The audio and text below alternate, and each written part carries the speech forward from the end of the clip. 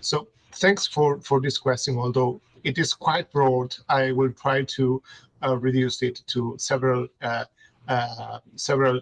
issues that I think are of the utmost interest. Firstly, in diagnosis. So we have really relatively good diagnosis of myeloma currently in most hospitals, but this can further be improved in several approaches. For example, regarding MRD detection, we have projects that are trying to automatize MRD detection from flow cytometry data, which is still not fully standardized in many hospitals, and particularly the manual process of analysis.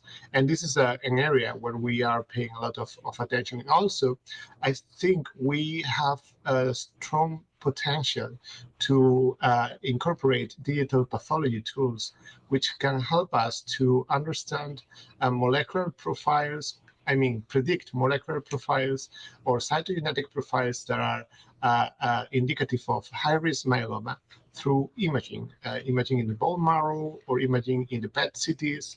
And this is an area which deserves a lot of attention because it would enable us to make a faster risk prediction and also to make it broader so as to incorporate all countries which don't have access to molecular techniques or even cytogenetics to the field of multiple myeloma, so as to improve posterior treatment schemes when possible.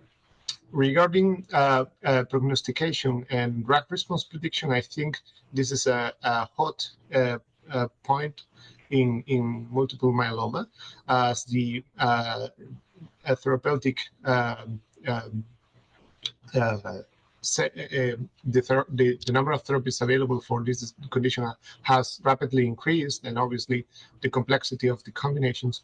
We need to better understand which patients with multiple myeloma are of high risk, and this can be done by incorporating many data-driven approaches through machine learning.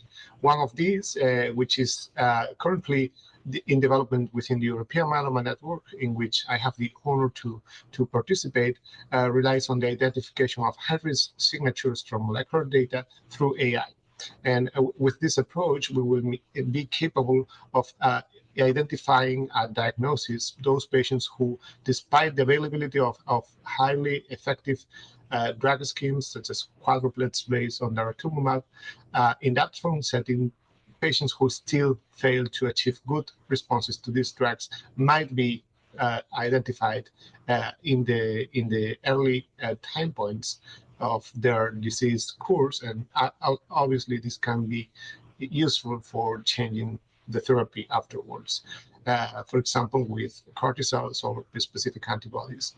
Obviously, another point of interest is the identification of patient profiles suitable for different treatment approaches. And this can be done with development of predictive therapies, predictive scores. And these predictive scores can inform us about which therapy is more likely to give the best response to a particular patient based on the AI profile developed with genomic and or clinical data at baseline. And with these predictive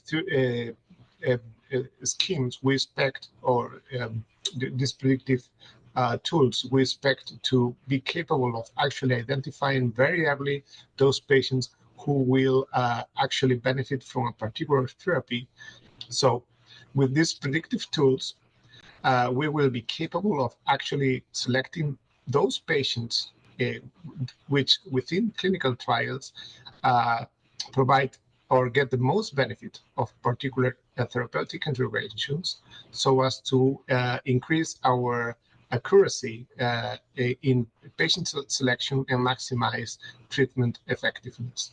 And this is probably the third point in which artificial intelligence can impact multiple myeloma therapy in a very significant point. And I think in the fourth setting, or in a fourth point, we will also need to develop tools which can incorporate routine wearable data from patients who have multiple myeloma and are under treatment, so as to identify toxicities very early and to avoid delayed interventions when these occur.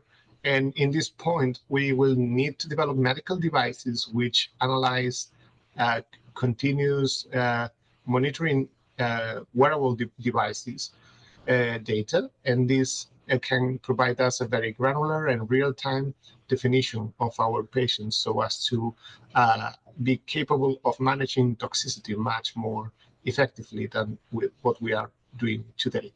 So I think these 4 points, improving diagnosis, improving prognostication, and drug response selection through patient profiling, and finally, real-time monitoring of patients and identification of anomalies in the data that can identify those patients who are performing poorly or having some unwanted toxicity, will actually change our therapeutic strategies and improve our interventions over time. Thank you for your question, and thanks for the opportunity to be here with you today. And I hope that we will keep discussing about AI in the coming months and years.